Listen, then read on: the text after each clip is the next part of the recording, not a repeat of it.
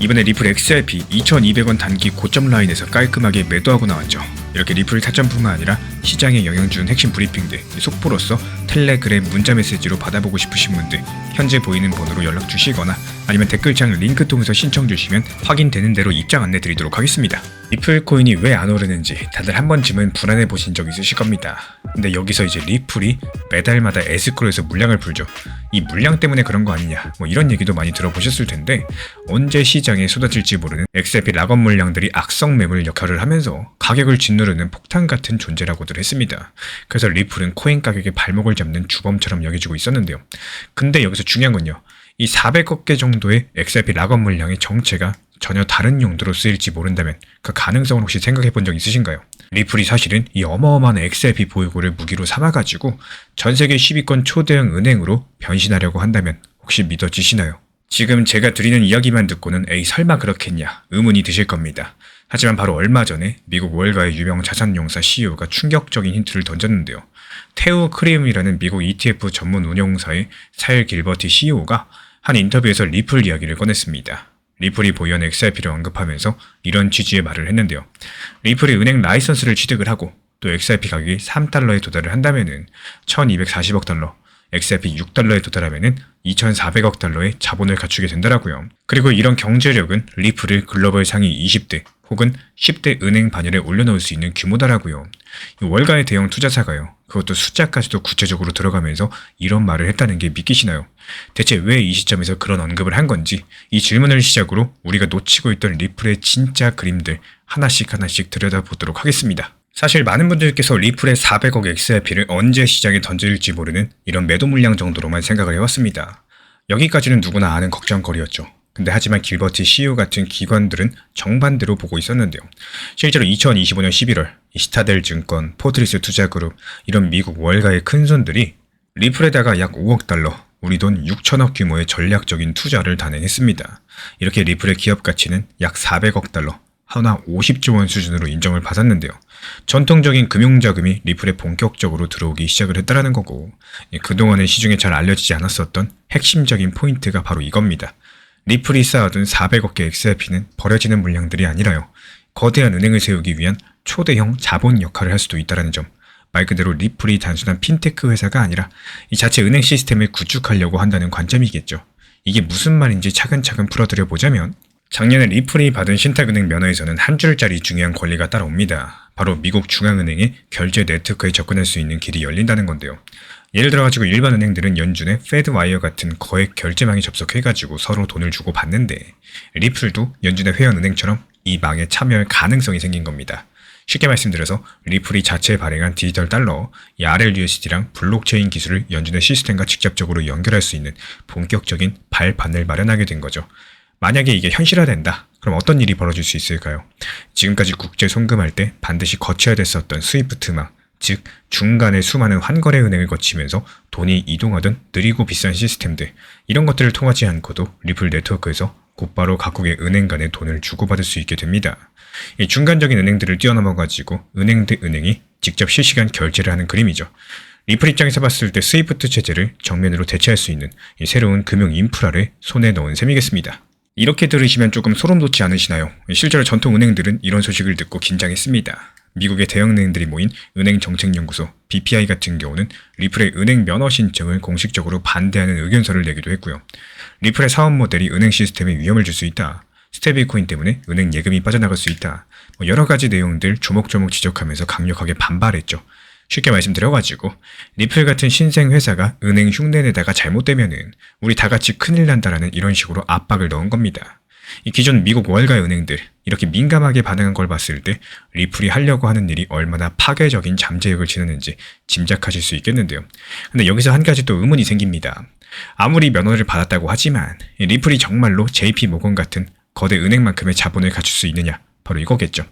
과연 리플이 갖고 있는 XRP 400억 개가 그런 역할을 할 수 있을까요? 바로 이런 부분들에서 오늘의 이야기가 가장 중요한 반전이 펼쳐지게 될 겁니다. 일부 코인 커뮤니티에서는 XRP 가격만 6달러까지 가면은 리플이 자기 자본금 2,400억 달러를 갖춘 세계 5위권 은행으로 등극한다라는 말까지도 나왔지만요. 정말로 그럴듯하게 들리죠. 근데 냉정히 따져보면은 여기에는 큰 착각이 숨어 있습니다. 결론부터 말씀을 드려보자면은 현재 법과 회계 규칙으로는 XRP 시가총액이 아무리 커져도 그걸 은행 자본금으로 인정받을 수가 없어요. 왜 그런지 쉽게 설명드려보자면요. 먼저 미국의 기업 회계 규칙이 2025년부터 상장 기업들이 보유한 비트코인 같은 암호화폐는 분기마다 시가로 평가하면서 재무제표에 반영할 수 있게 됐어요. 예전 같은 경우 어땠죠? 코인 가격 올라가도 장부에 반영 못해서 답답했었는데 이제는 상승할 만큼 자산을 키울 수 있게 이렇게 길이 열리게 된 겁니다. 하지만 또 여기에서는 중요한 단서 조항이 하나 존재하는데요. 해당 기업이나 관련자가 만든 코인은 제외한다라는 조항이에요. 이게 무슨 뜻이냐? 토큰을 하나 만들어가지고 우리 회사 자산입니다. 이렇게 장부에 1조 원을 써놓으면 안 되겠죠. 그런 사기 막으려고 기업들이 직접 발행한 코인들 시가평가 못한다고 딱 박아둔 겁니다. 바로 이런 규칙들 때문에 리플이 만든 XRP는 리플 자기 재무제표에서 공정가격, 시가평가를 받을 수가 없고요. XRP 가격이 6달러건 60달러건 회계 장부에서는 거의 제로에 가깝게 잡히는 거예요. 회계상으로 봤을 때 그냥 싸게 만든 코인 좀 갖고 있다. 이런 수준으로서 취급이 된다는 겁니다. 그리고 또 한 가지 있습니다. 설령 억지로 회계를 넘어선다고 치더라도 은행 국제 규제의 벽이 가로막습니다. 전 세계 은행들이 지켜야 되는 바젤 규정이라는 게 있는데요. 2026년부터 은행이 암호화폐를 들고 있으면요. 그 금액의 12.5배에 달하는 추가 자본을 쌓으려고 요구할 예정이에요. 이 말이 조금 어려운데 쉽게 말씀드리자면 암호화폐를 1달러치 갖고 있으면 똑같이 1달러를 따로 현금으로 금고에 보관해라. 이런 뜻이겠습니다. 이건 은행 입장에서 봤을 때 코인을 자산으로 들고 있으면 아무 이득이 없다는 얘기인데 XRP를 잔뜩 들고 있어도 대출이나 투자에 활용을 못할 테고 또 대신에 현금을 묶어내야 되다 보니까 지금 상태로는 리플이 들고 있는 400억 개 XRP 이게 아무리 높이 평가를 해봤자 공식적인 은행 자본금으로서는 인정받기 힘들다는 얘기입니다. 그러니까 리플이 곧 JP모건 뺨치는 자본금을 갖춘다. 이런 일부 주장은 현재로서는 희망사항에 가까운 얘기겠죠. 그렇다면 이렇게 끝일까요? 리플의 400억 XRP는 진짜 그냥 숫자 노름에 불과한 건지? 그렇지가 않습니다. 리플 경영진 측에서 당연히 이런 한계를 누구보다 잘 알고 있겠죠. 그래서 다른 길을 준비를 해왔던 거고 바로 스테이블코인과 토큰화된 실물 자산을 활용하는 길입니다. 이 조금 어렵게 들릴 수 있는데 하나하나 풀어드려 보자면요. 먼저 RLUSD라는 리플표 디지털 달러가 있습니다. 여기서 스테이블코인, 즉 가치가 1달러에 고정된 토큰인데요. 리플은 여기서 미국 뉴욕 금융당국의 허가까지 받아가면서 RLUSD를 발행을 하고 있어요. 근데 여기서 작년 7월 당시 이 미국에서 커다란 법이 하나 통과가 됐었는데 이름이 지니어스 액트라고 해가지고 연방 차원의 스테이블코인 규제법입니다. 이 법에서 스테이블코인 발행사들에게 가장 중요하게 요구하는 게 뭔지 아시나요? 다름 아니라 이자 금지 조항입니다. 이게 무슨 소리냐? 스테이블코인은 투자 수단이 아니라 결제 수단으로서만 써라. 그러니까 고객한테 이자를 한 푼도 주지 말라. 이런 조항입니다. 왜 이런 법이 나왔냐면은 스테이블코인이 은행 예금처럼 이자를 주기 시작하면은 사람들이 은행에서 대거 인출해서 스테이블코인으로 갈아타겠죠. 이런 것들을 우리에서 미리 만들어 놓은 겁니다. 실제로 1980년대 미국에서 비슷한 일이 있었는데 은행들이 예금 이자를 제대로 못 주고 있을 때 증권사들이 머니마켓 펀드 MMF라는 걸 만들어가지고 높은 이자를 주다 보니까 사람들이 우르르 은행 돈 빼가지고 MMF로 갔어요. 그래서 은행들이 그때 큰 위기를 겪었죠. 정부 입장에서는 스테이블코인이 제2의 MMF 사태가 될까봐 미리 차단막을 친 겁니다. 그렇다면 여기서 리플은 RLUSD에 이자를 못 주니까 조금 매력이 떨어지는 거 아니냐? 보통이라면 그럴 겁니다. 근데 여기서 리플의 전략이 빛을 발하게 되는데 자기 스테이블코인에는 절대 이자를 안 붙여요. 법이 금지하다 보니까요. 근데 대신에 이자가 나오는 다른 토큰을 자기 생태계에서 데려옵니다. 예를 들어가지고 온도 파이낸스라는 곳에서 발행한 OUSG라는 토큰이 있죠. 이게 미 국채 등에 투자해가지고 이자를 내주는 토큰화 펀드인데 리플 레저 네트워크에 이 OUSG를 받아들였습니다. 그래서 RLUSD랑 OUSG를 한 플랫폼 안에서 자유롭게 바꿀 수 있게 만들어놨어요. 무슨 의미인지 감이 좀 오시나요? 이 사용자는요. RLUSD라는 안전한 디지털 달러를 결제를 하다가도 돈을 놀릴 때는 간단하게 OUSG로 바꿔가지고 이자를 받을 수가 있다는 겁니다. 그리고 언제든지 필요하면 다시 OUSG를 팔고 RLUSD로 돌아와가지고 송금에 쓰면 되겠죠. 그럼 정리드리자면은 리플은 스테이블코인에 이자를 안 주면서도 자기 플랫폼 안에 합법적으로 이자를 주는 수단을 끼워넣은 이 기막힌 묘수를 부리게 된 겁니다. 이렇게 해서 뭘 얻게 됐냐고요. 전 세계 기관들, 기업들, 거대한 달러 자금들을 자기네 블록체인 위로 끌어모을 수 있는 미끼랑 통로를 마련하게 된 겁니다. 은행들이 더 이상 고객에게 높은 이자를 약속할 수가 없는 상황에서 이 리플 플랫폼에서는 국채 기반 토큰으로 수익을 낼 길이 열렸다 보니까 규정은 지키면서도 시장에 돈을 빨아먹는 정말 소름 끼치는 전략이 아닐 수가 없겠죠. 이제 조금 큰 그림이 보이시나요? 겉으로 코인 회사처럼 보이는 리플이 그 속으로는 차근차근 글로벌 금융을 겨냥한 메가뱅크의 인프라를 깔고 있었다는 사실. 물론 리플이 내일 당장 JP모건 같은 전통은행들 밀어내고 1위 은행이 된다? 이런 말씀을 드리는 게 아닙니다. 리플 스스로도 그럴 생각은 없을 겁니다. 대신에 리플이 지금 노리는 거는 전통은행들이 꼭 써야만 하는 새로운 필수망이 되는 거. 쉽게 말씀드려서 리플은 자기 이름 달고 동네에다가 지점 차리는 소매은행이 되려는 게 아닙니다. 그러면 기존 은행들이 가만히 있지도 않을 거고요. 또 그 대신에 전 세계 돈이 움직이는 백엔드, 이 뒷단 결제 허브로 자리 잡으려고 하는 겁니다. 이미 미국 정부 승인을 받은 은행 면허, 전 세계 실시간 송금을 가능케 할 블록체인 기술들, 안전한 디지털 달러랑 국제 토큰까지도 전부 세팅해뒀죠. 이제 다른 은행들이랑 기업들이 이 인프라를 이용하게 만드는 일만 남은 셈인 거고, 그렇게 된다면 리플은요, 모든 금융기관이 의존하는 새로운 시대의 스위프트가 될 수도 있겠습니다. 아무도 무시할 수가 없는, 또 없어서는 안 될 필수 인프라 말이죠. 이게 바로 리플의 400억 XRP 에스크로 물량이 단순 매물이 아니라 초대형 자본금의 씨앗으로서 평가받는 진짜 이유이기도 하겠습니다.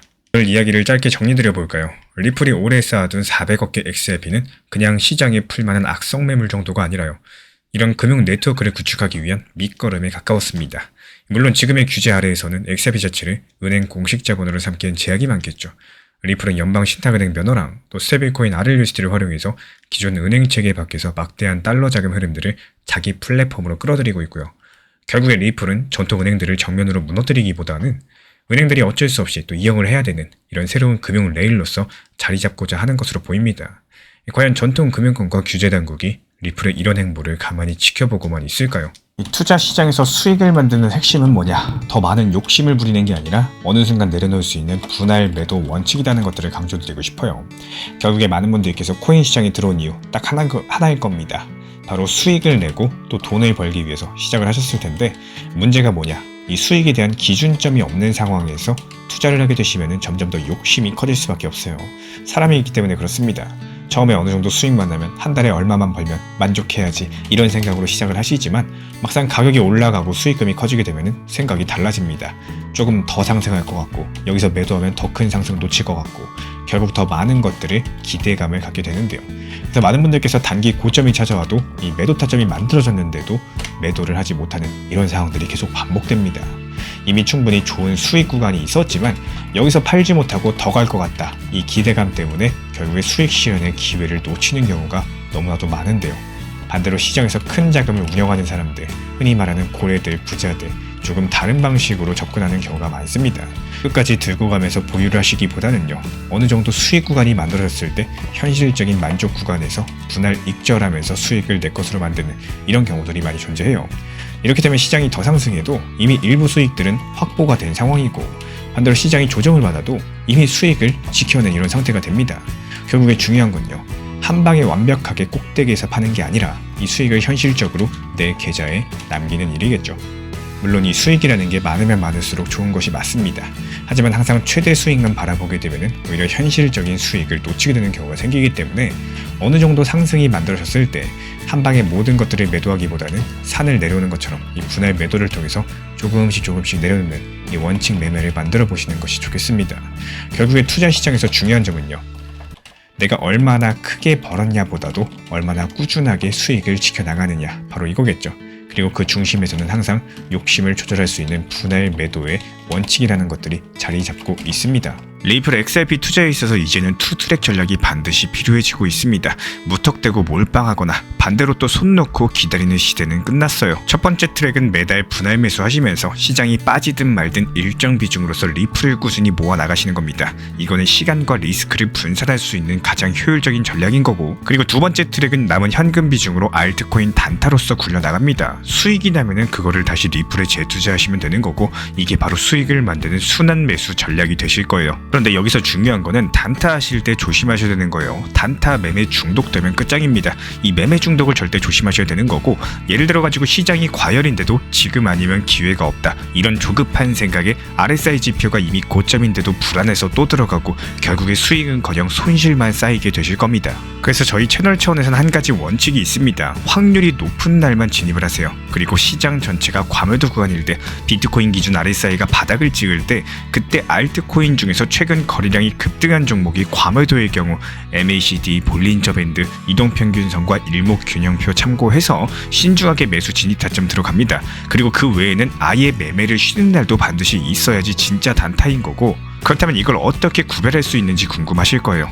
여기서 챗 GPT가 등장을 합니다. 저희는 챗 GPT를 단순한 도구로 쓰지 않습니다. GPT한테 오늘 확률 높은 진입 타이밍이냐 이렇게 물어볼 수 있게 맞춤 프롬프트를 사용을 하는데요. 그리고 그 결과에 저의 실전 매매 노하우 30%를 덧붙여가지고 GPT 시그널을 보완합니다. 어떻게 하는지 궁금하신 분들 GPT 검색력과 활용 전략을 이용해가지고 이 두 가지를 한 방에 알려드리고 있습니다.